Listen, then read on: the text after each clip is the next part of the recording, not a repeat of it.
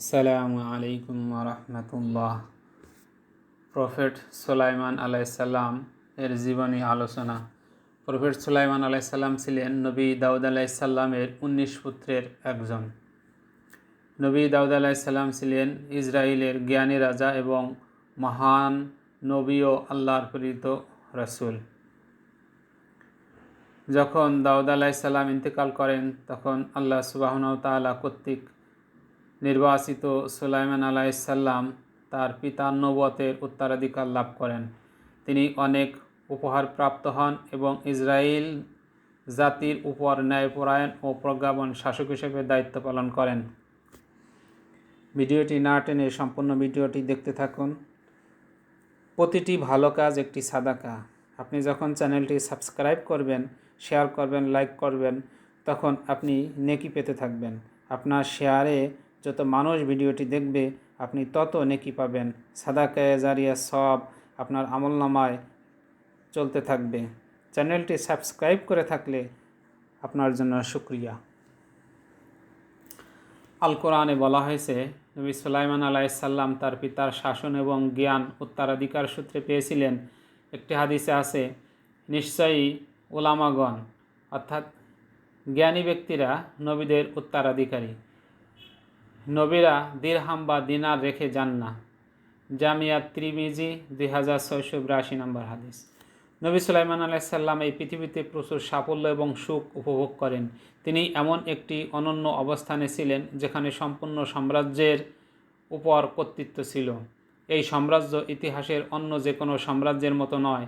তিনি কেবল মানুষের উপরই নয়, জিন ও বিভিন্ন প্রাণীর উপর শাসন করেছিলেন। তিনি সবার কাছে ভালোবাসা ও প্রশংসিত নেতা ছিলেন। আল্লাহ সুবহানাহু ওয়া তাআলা সূরা আন-নামলের 15 থেকে 17 নম্বর আয়াতে তার এই বিশেষ গুণাবলীর কথা উল্লেখ করেছেন। নিশ্চয় আমি দাউদ এবং সুলাইমানকে জ্ঞান প্রদান করেছি এবং তারা কৃতজ্ঞতায় বলেছিল, সকল প্রশংসা আল্লাহর জন্য, যিনি আমাদের তার বহু বিশ্বস্ত বান্দার উপর শ্রেষ্ঠত্ব দিয়েছেন। এবং দাউদের উত্তরাধিকারী ছিলেন সুলাইমান আলাইসাল্লাম, যিনি বললেন, হে আমার জাতি, আমাকে পাখিদের ভাষা শেখানো হয়েছে এবং আমার যা প্রয়োজন তা দেওয়া হয়েছে। এটি একটি বিশাল অনুগ্রহ। সুলাইমান আলাইসাল্লামের জন্য জিন, মানুষ এবং পাখিদের সেনাবাহিনী সংগঠিত করা হয়েছিল এবং তারা সম্পূর্ণ শৃঙ্খলাবদ্ধ ছিল। নবী সুলাইমান আলাইসাল্লামের প্রতি অগণিত অনুগ্রহ থাকা সত্ত্বেও তার প্রতিক্রিয়া ছিল অসাধারণ। এই ক্ষমতা এবং সাফল্য অন্যদের মতো অহংকার সৃষ্টি করতে পারে, কিন্তু তার জন্য এটি বিনয় বাড়িয়ে তুলেছিল। তিনি যা কিছু পেয়েছিলেন তা সরাসরি তার আল্লাহর উপহার হিসেবে বিবেচনা করতেন। যেমন একটি আয়াতে উল্লেখ করা হয়েছে, তিনি আমাদের উদ্দেশ্য বললেন, আলহামদুলিল্লাহ, অর্থাৎ সকল প্রশংসা এবং কৃতজ্ঞতা আল্লাহ তাআলার জন্য। এই সমস্ত অনুগ্রহের বিবরণ দেওয়ার সময় প্রথমেই উল্লেখ করা হয়েছিল তা হলো জ্ঞানের উপহার। অনেক ব্যাখ্যাকারী বলেছেন, এটি দেখায় যে জ্ঞানের মর্যাদা মানুষ ও জিনদের উপর শাসক হওয়া কিংবা পাখি এবং অন্যান্য প্রাণীদের ভাষা বুঝতে পারার চেয়েও উচ্চতর। নবী সুলাইমান আলাইসাল্লামের পরীক্ষা। নবী হজরত মুহাম্মদ সাল্লাল্লাহু আলাইহি সাল্লামকে যখন জিজ্ঞাসা করা হয়েছিল কারা সবচেয়ে উত্তম এবং কঠিন পরীক্ষার সম্মুখীন হয়েছে, তিনি জবাব দিয়েছিলেন, তারা হলো নবীগণ, এরপর তাদের চেয়ে উত্তম, তারপর তাদের চেয়ে উত্তম। একজন মানুষের ধর্মীয় দৃঢ়তার উপরও নির্ভর করে তার পরীক্ষা। যদি সে তার ধর্মে দৃঢ় হয় তাহলে তার পরীক্ষাও হবে আরও কঠিন। আর যদি তার ধর্মের দুর্বলতা থাকে তবে তাকে তার ধর্মের শক্তি অনুযায়ী পরীক্ষা করা হবে। জামিয়া তিরমিজি 2398 নম্বর হাদিস। আল্লাহ সুবহানাহু ওয়া তাআলা আল কোরআনে বলেন যে আমি সুলাইমান আলাইসাল্লামকে পরীক্ষা করেছি। তার সম্পদ ও সাম্রাজ্য আশীর্বাদ বলে মনে হতে পারে, কিন্তু বাস্তবে এটি ছিল আল্লাহর পক্ষ থেকে একটি কঠিন পরীক্ষা। এই অবস্থানে কতজনই না মনে করে ভাগ্য জয়, কিন্তু কিয়ামতের দিন উপলব্ধি করে যে এটি তাদের ঈমানের জন্য সবচেয়ে কঠিন পরীক্ষা ছিল। নবী সুলাইমান আলাইসাল্লাম বহু দায়িত্ব বহন করেছিলেন একজন নেতা এবং নবী হিসেবে। প্রথমত এবং সবচেয়ে গুরুত্বপূর্ণ, তিনি আল্লাহর বান্দা হিসেবে ছিলেন সর্বদা আল্লাহর স্মরণে এবং জিকিরে নিয়োজিত। আল কোরআনে তার প্রশংসা করে আল্লাহ তাআলা বলেন, এবং আমি দাউদকে সুলাইমান দিয়ে আশীর্বাদ করেছিলাম। তিনি ছিলেন উত্তম বান্দা, নিঃসন্দেহে তিনি আমার প্রতি বারবার তওবা করতেন এবং প্রশংসা করে ফিরে আসতেন। সূরা সাদ আয়াত নম্বর 30। আল কোরআনে বলা হয়েছে, এক সন্ধ্যায় সুন্দর এবং দ্রুতগতির ঘোড়া, মহৎ বংশের ঘোড়া তার কাছে আনা হয়েছিল। তিনি বললেন, আমি এই উত্তম জিনিসকে ভালোবাসি আমার প্রতিপালকের স্মরণের কারণে, এমনকি এটি পর্দার আড়ালেও চলে গেলে। সূরা সাদ আয়াত নম্বর 30-32। নবী সুলাইমান আলাইহিস সালাম সাময়িকভাবে আল খাইর অর্থাৎ উত্তম জিনিসের প্রতি ভালোবাসায় বিভ্রান্ত হন, যা এখানে তার ঘোড়াকে বোঝায়। আয়াতটি অব্যাহত রয়েছে যতক্ষণ না এটি পর্দার আড়ালে চলে যায়, এবং এখানে এটি বলতে ব্যাখ্যাকারীরা সূর্যাস্তকে বোঝান। ফলে নবী সুলাইমান আলাইহিস সালাম অসাবধানতাবশত আসরের নামাজের সময় আসরের নামাজ মিস করেন। এটি ইচ্ছাকৃত ছিল না, বরং ভুলে যাওয়ার কারণে হয়েছিল। তার এই ভালোবাসা ছিল না অহংকারমূলক। আয়াতটি ব্যাখ্যা করে যে আমার প্রতিপালকের স্মরণের কারণে সুলাইমান আলাইহিস সালাম আল্লাহর প্রতি ভালোবাসা পেতেন সৃষ্টির প্রতিটি বিষয়ের মধ্য দিয়ে, যা তাকে সৃষ্টির মহিমা ও মহত্ব দেখতে সাহায্য করত। নবী সুলাইমান আলাইহিস সালাম আল্লাহর কাছে দোয়া করেছিলেন,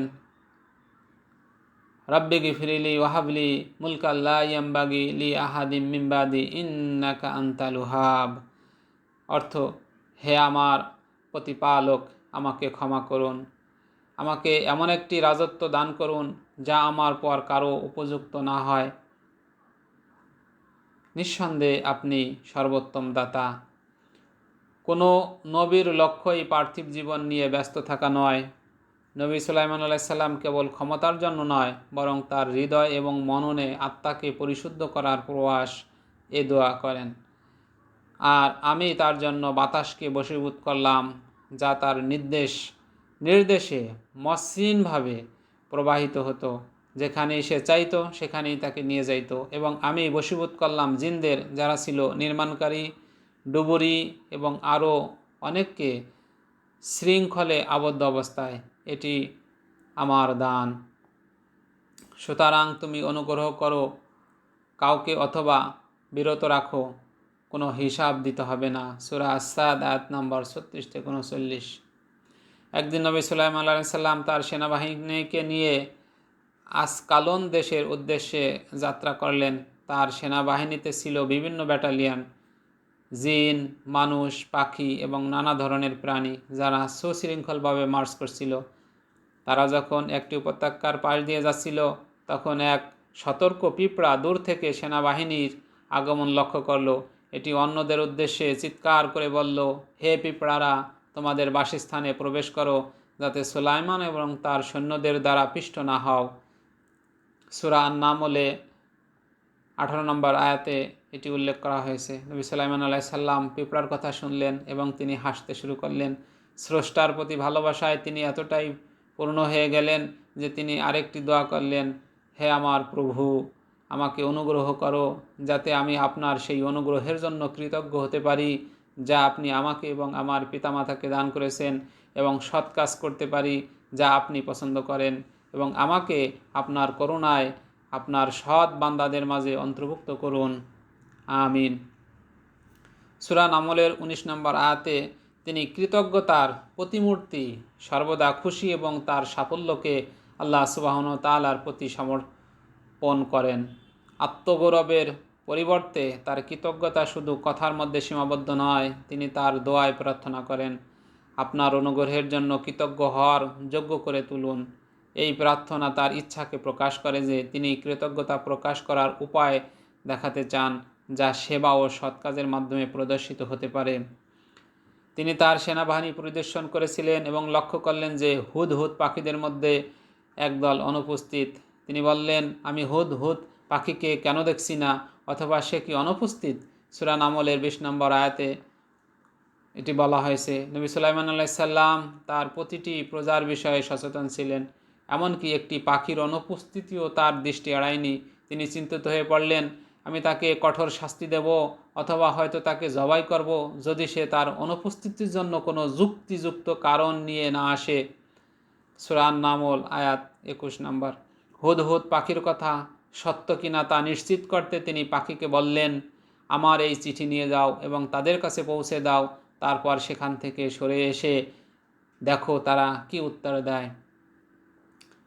রানী বিলকিস বা রানী সাবা এমন এক সাম্রাজ্যের শাসনকর্ত্রী ছিলেন যা আজকের ইয়েমেন হিসেবে পরিচিত। রানী সাবার নাম ছিল বিলকিস। আল্লাহ সুবহানাহু ওয়া তাআলা বলেন, তাকে শক্তি, কর্তৃত্ব এবং একটি মহৎ সিংহাসন প্রদান করা হয়েছিল। যদিও তার সাম্রাজ্যে নবী সুলাইমান আলাইহিস সালামের সাম্রাজ্যের সমকক্ষ ছিল না, তবুও এটি নিজস্বভাবে অবশিষ্ট বা বৈশিষ্ট্যপূর্ণ ছিল। তার যা কিছু প্রয়োজন ছিল তা সবই তার কাছে ছিল। নবী সুলাইমান আলাইহিস সালাম রানী সাবাকে চিঠি পাঠালেন। চিঠি পাওয়ার পর রানী তার কর্মকর্তাদের বললেন, হে প্রধানগণ, আমার কাছে একটি সম্মানিত চিঠি পৌঁছেছে। এটি সুলাইমান থেকে এসেছে এবং এতে লেখা হয়েছে পরম করুণাময় ও পরম দয়ালু আল্লাহর নামে, অর্থাৎ বিসমিল্লাহির রহমানির রহিম বলে শুরু করা হয়েছে। আমার বিরুদ্ধে বিদ্রোহ করো না এবং আমার কাছে আত্মসমর্পণ করো। সূরা আন-নামল আয়াত নাম্বার 29 থেকে 31।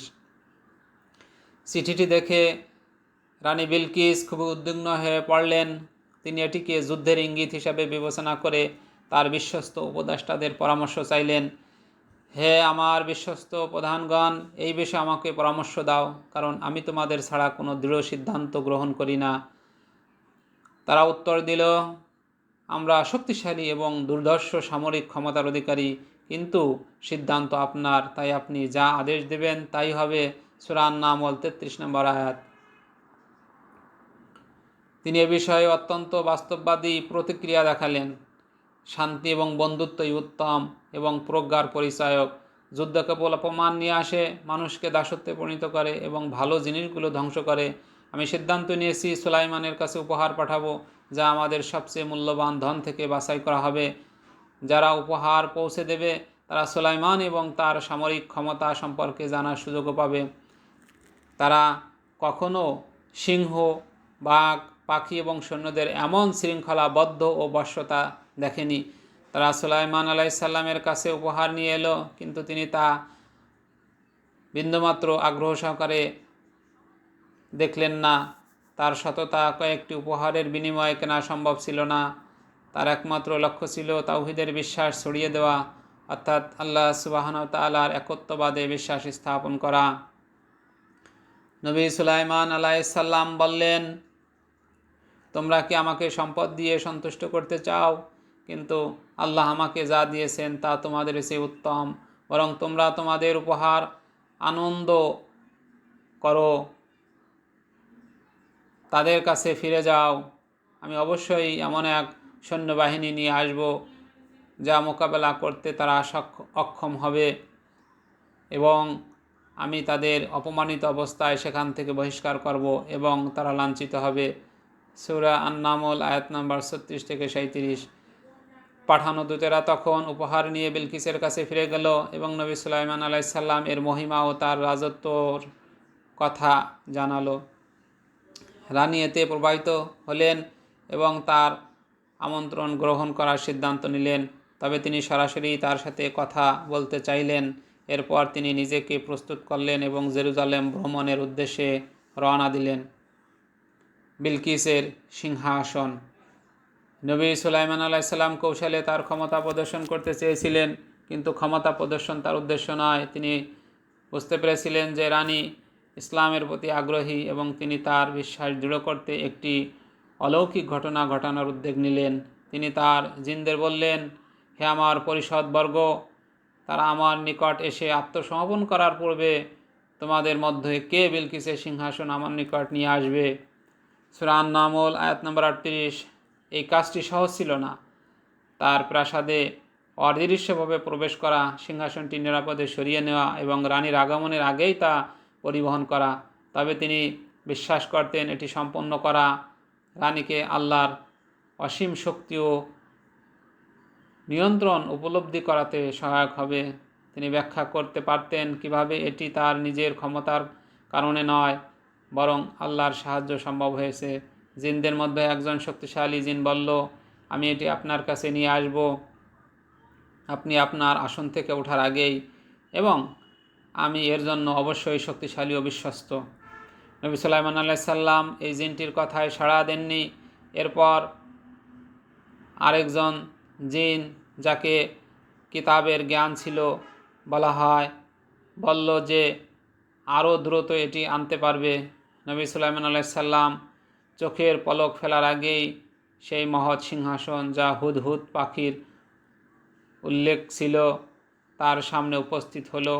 তিনি আবারও আল্লাহর নিয়ামতের প্রতি বিস্মিত হয়ে যান এবং সঙ্গে সঙ্গে দোয়া করলেন, এটি আমার প্রভুর অনুগ্রহের ফল, যাতে তিনি আমাকে পরীক্ষা করতে পারেন যে আমি কৃতজ্ঞ না অকৃতজ্ঞ। যে কৃতজ্ঞ সে তার নিজের মঙ্গলের জন্য কৃতজ্ঞ, আর যে অকৃতজ্ঞ তবে আমার প্রভু অমুখাপেক্ষী পরম দাতা। সূরা আন-নামল আয়াত নম্বর 40। রানী বিলকিসের আগমন। যখন বিলকিস নবী সুলাইমান আলাইহিস সালামের প্রাসাদে এলেন, তাকে একটি জাঁকজমকপূর্ণ অনুষ্ঠানের মাধ্যমে স্বাগত জানানো হলো। এর আগে নবী সুলাইমান আলাইহিস সালাম নির্দেশ দিয়েছিলেন সিংহাসনটি সামান্য পরিবর্তন করতে, যাতে তার প্রতিক্রিয়া পরীক্ষা করা যায়। তিনি তাকে বললেন, তোমার সিংহাসন কি এটির মতো? তিনি ছিলেন জ্ঞানী এবং ধৈর্যশীল। অধিকাংশ মানুষের মতো তড়িঘড়ি করে এই দাবি অস্বীকার না করে তিনি সিংহাসনের দিকে তাকিয়ে রইলেন। সব বিবরণ পর্যালোচনা করে এর আশ্চর্যজনক সাদৃশ্য লক্ষ্য করলেন। তিনি উত্তর দিলেন, এটি যেন একই রকম মনে হয়। এই অসাধারণ কথোপকথন থেকেই সুলাইমান আলাইহিস সালাম বুঝতে পারলেন যে তিনি কূটনৈতিক কৌশলে অত্যন্ত দক্ষ। এরপর তিনি বললেন, আমরা সত্যকে ইতিমধ্যে চিনে নিয়েছি এবং আমরা আত্মসমর্পণ করেছি। নবী সুলাইমান আলাইহিস সালাম রানীকে তার প্রাসাদের ভেতরে নিয়ে গেলেন, যেখানে জিনদের দ্বারা নির্মিত একটি মহল হলো। এর মেঝে ছিল স্বচ্ছ কাচের পুরু স্তর দিয়ে তৈরি এবং এর নিচ দিয়ে পানি প্রবাহিত হচ্ছিল। রানী মেঝেটিকে পানির পুকুর মনে করে তার পোশাক তুলে ধরলেন যাতে তা ভিজে না যায়। তখন সুলাইমান আলাইহিস সালাম ব্যাখ্যা করলেন, এটি একটি প্রাসাদ যার মেঝে কাচ দিয়ে মসৃণ করা হয়েছে। তার হৃদয় ইতিমধ্যে ইসলামের প্রতি আকৃষ্ট ছিল, কিন্তু এই অভিজ্ঞতা তাকে আরও একটি গুরুত্বপূর্ণ উপলব্ধি এনে দিল।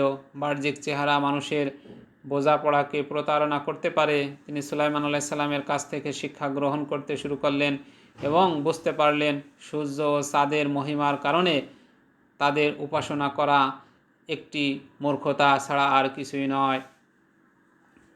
এটি দৃশ্যমান বাস্তবতা হলেও প্রকৃতপক্ষে একমাত্র আল্লাহ সুবহানাহু ওয়া তাআলা তাদের এই মহিমা দান করেছেন। সে মুহূর্তে তিনি বহু দেবতাবাদ ত্যাগ করে ইসলাম গ্রহণ করলেন, সুবহানাল্লাহ, এবং বললেন, হে আমার প্রভু, আমি অবশ্যই নিজেকে অন্যায় করেছি এবং এখন আমি সুলাইমানের সঙ্গে সমর্পিত হলাম আল্লাহর প্রতি, যিনি সকল জগতের প্রভু। সূরা আন-নামল আয়াত নম্বর 44। নবী সুলাইমান আলাইহিস সালাম জিনদের উপর কর্তৃত্ব লাভ করার আগে তাদের মধ্যে কেউ কেউ সঠিক পথ থেকে বিচ্যুত হয়ে পড়েছিল এবং জাদুর বই ব্যবহার করে মানুষকে প্রতারণা করত। তারা মিথ্যা দাবি করত যে তারা ভবিষ্যৎ জানে এবং অদৃশ্য বিষয় দেখতে পারে, যা বহু মানুষকে পথভ্রষ্ট করে দিত। আল্লাহ সুবহানাহু ওয়া তাআলা এর সহায়তায় নবী সুলাইমান আলাইহিস সালাম এই অনুশীলন এর অবসান ঘটান। তিনি জিনদের বশীভূত করেন এবং মানুষকে সুরক্ষিত রাখেন। লোকদের মিথ্যা উপাসনা থেকে ফিরিয়ে আনতে জিনদের একটি শাস্তি প্রদান করা হয়েছিল। তারা জনসভায় নিযুক্ত ছিল এবং নবী সুলাইমান আলাইহিস সালাম এর যে কোনো কাজ সম্পাদনে সহায়তা করত।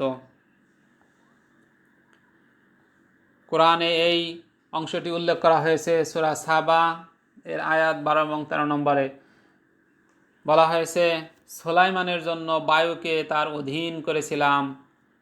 তার সকালবেলার গমন 1 মাসের সমান এবং বিকালবেলার গমনও 1 মাসের সমান, এবং তার জন্য তামার ঝর্ণাকে প্রবাহিত করেছিলাম এবং জিনদের মধ্যে কেউ কেউ তার জন্য তার প্রভুর আদেশ সে কাজ করত। তাদের মধ্যে যারা আমাদের আদেশ অমান্য করত আমরা তাকে জ্বলন্ত আগুনের শাস্তি স্বাদ দিতাম। তারা তার জন্য যা তিনি চেয়েছিলেন, যেমন উঁচু ভবন, মূর্তি, বিশাল পাত্র এবং স্থির কেটল তৈরি করেছিল। আমরা বলেছিলাম, হে দাউদের পরিবার, কৃতজ্ঞতায় কাজ করো, আর আমার বান্দাদের মধ্যে অল্প সংখ্যক লোকই কৃতজ্ঞ। সূরা সাবা আয়াত নাম্বার 12 থেকে 13। নবী সুলাইমান আলাইহিস সালামের পরলোকগমন। যখন আল্লাহ সুবহানাহু ওয়া তাআলা তার বিশ্বস্ত বান্দাকে নিজ দিকে ফিরিয়ে নেওয়ার সময় নির্ধারণ করলেন, সুলাইমান আলাইহিস সালাম একটি চূড়ান্ত অনুরোধ করলেন। তিনি প্রার্থনা করলেন যে মৃত্যুর সময় তিনি যেন তার লাঠির উপর ভর দিয়ে সোজা হয়ে বসে থাকতে পারেন। আল্লাহ সুবহানাহু ওয়া তাআলা তার এই অনুরোধ গ্রহণ করলেন। নবী সুলাইমান আলাইহিস সালাম তার সামান্য জিনদের কাজ করতে দেখতে থাকলেন। নবী সুলাইমান আলাইহিস সালাম তার সামনে জিনদের কাজ করতে দেখতে থাকলেন। এরপর মৃত্যুর ফেরেশতা চুপচাপ তার প্রাণ গ্রহণ করলেন। তার দেহ লাঠির সাহায্যে দাঁড়িয়ে রইল। কোনোভাবে বোঝা যাচ্ছিল না যে তিনি দুনিয়া থেকে চলে গেছেন। জিনরা তার মৃত্যু সম্পর্কে সম্পূর্ণ অজানা, দিনরাত পরিশ্রম করে যাচ্ছিল। অবশেষে কিছু উইপোকা এসে তার লাঠি খেয়ে ফেলল। তখন নবী সুলাইমান আলাইহিস সালামের দেহ মাটিতে পড়ে যায়। এরপরই লোকেরা তার মৃত্যু সম্পর্কে জানতে পারল। তারা এসে জিজ্ঞাসা করতে লাগলো যে কতদিন তিনি এভাবে ছিলেন। তারা বিস্মিত হয়ে ভাবতে লাগলো, কিভাবে জিনরা তার মৃত্যু সম্পর্কে কিছুই বুঝতে পারেনি। এই ঘটনাটি একটি শক্তিশালী শিক্ষা দিল যে জিনরা প্রকৃতপক্ষে অদৃশ্য বিষয় দেখার বা ভবিষ্যৎ জানার ক্ষমতা রাখেন না। যদি তারা অদৃশ্য বিষয় জানতো তাহলে তারা এতদিন দীর্ঘ সময় ধরে তাদের কাজ চালিয়ে যেত না। কোরআনের এই মুহূর্তটি স্পষ্টভাবে বর্ণনা করা হয়েছে। অতঃপর যখন আমি তার মৃত্যু ঘটানোর সিদ্ধান্ত নিলাম, তখন তার মৃত্যু সম্পর্কে তাদের কিছুই জানার উপায় ছিল না। শুধু মাটির একটি প্রাণী তার লাঠি খেয়ে ফেলেছিল। যখন সে মাটিতে পড়ে গেল, তখন জিনরা বুঝতে পারল যে তারা যদি অদৃশ্য বিষয়ে জ্ঞান রাখত তাহলে তারা এত দীর্ঘ সময় ধরে এই লাঞ্ছনার শাস্তিতে অবস্থান করত না। আল্লাহ তাআলা আমাদেরকে সুলাইমান আলাইহিস সালামের জীবনী থেকে শিক্ষা গ্রহণ করার তৌফিক দান করুক। আমা তৌফিক ইল্লা বিল্লাহ।